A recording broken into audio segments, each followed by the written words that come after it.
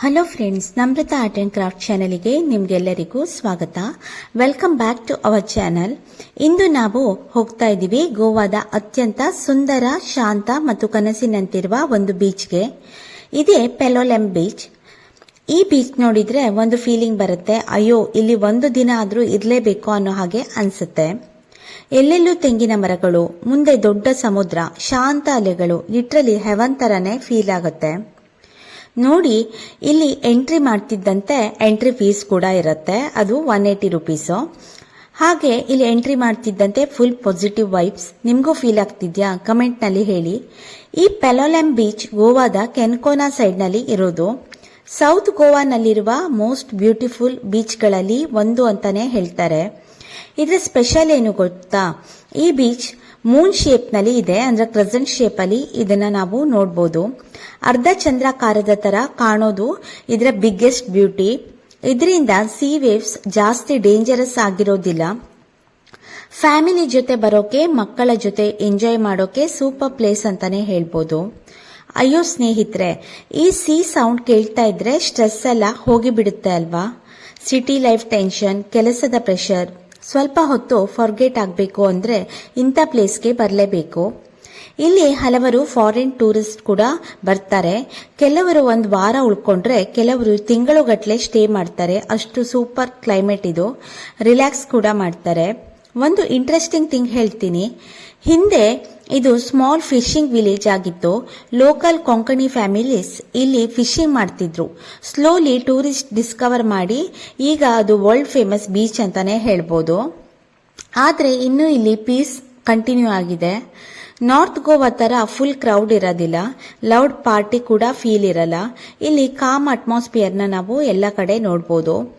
ನೋಡಿ, ಇಲ್ಲಿ sea water ಎಷ್ಟು ಕ್ಲೀನ್ ಇದೆ ಅಂತ. ಅಲೆಗಳು ಕೂಡ ತುಂಬಾನೇ ಕಾಮ್ ಆಗಿದೆ. ನಿಮ್ಗೆ ಸ್ವಿಮ್ಮಿಂಗ್ ಇಷ್ಟ ಅಂದ್ರೆ ಇಲ್ಲಿ ನೀವು ಎಂಜಾಯ್ ಕೂಡ ಮಾಡಬಹುದು. ಆದ್ರೆ ಒಂದು ಸ್ಮಾಲ್ ಅಡ್ವೈಸ್, ಸೀ ಅಂದ್ರೆ ಯಾವಾಗ್ಲೂ ಕೇರ್ಫುಲ್ ಆಗಿ ಇರಬೇಕು. ಎಸ್ಪೆಷಲಿ ಕಿಡ್ಸ್ ಇದ್ರೆ ಹೆಚ್ಚು ಗಮನ ಕೊಡಬೇಕು. ಇಲ್ಲಿ ಬಂದವರು ಮಿಸ್ ಮಾಡಬಾರ್ದು ಅನ್ನೋ ಒಂದು ಆಕ್ಟಿವಿಟಿ ಕೂಡ ಇದೆ, ಅದೇ ಬೋಟ್ ರೈಡ್. ರೋಡ್ ರೈಡ್ ಆದ್ಮೇಲೆ ಬೋಟ್ ರೈಡ್ ಹೋಗ್ತಾ ಇದ್ದಾಗ ಕೆಲವೊಮ್ಮೆ ಡಾಲ್ಫಿನ್ಸ್ ಕೂಡ ಕಾಣಿಸ್ತದೆ. ಇಮ್ಯಾಜಿನ್ ಮಾಡಿ ಸ್ನೇಹಿತರೆ, middle of the sea suddenly dolphin jump ಆಯ್ತು ಅಂದ್ರೆ ಎಷ್ಟು ಹ್ಯಾಪಿನೆಸ್ ಆಗ್ಬೋದು. ಇಲ್ಲಿಂದ ನಿಯರ್ ಬೈ ಬ್ಯೂಟಿಫುಲ್ ಬೀಚಸ್ ಕೂಡ ನೀವು ಹೋಗ್ಬೋದು. ಎಸ್ಪೆಷಲಿ ಬಟರ್ಫ್ಲೈ ಬೀಚ್ ನ ಮಿಸ್ ಮಾಡಬೇಡಿ. ಗೋವಾ ಅಂದ್ರೆ ಸೀ ಫುಡ್ ಟ್ರೈ ಮಾಡಲೇಬೇಕು ಅಲ್ವಾ? ಇಲ್ಲಿ ಬೀಚ್ ಸೈಡ್ ಒಳ್ಳೆ ಸ್ನಾಕ್ಸ್ ಕೂಡ ಸಿಗುತ್ತೆ. Fresh fish fry, prawns fry, crab fry ಡಿಶಸ್ಗಳು ಸೂಪರ್ ಆಗಿರುತ್ತೆ.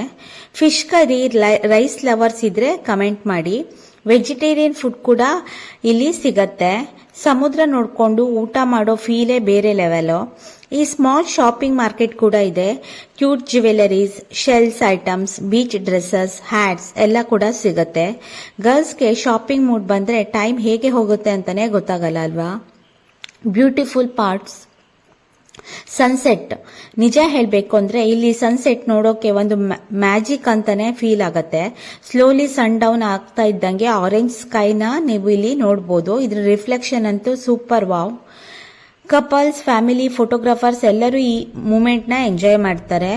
ಒಂದು ಪೀಸ್ ಫೀಲಿಂಗ್ ನ ಇಲ್ಲಿ ನಾವು ನೋಡಬಹುದು.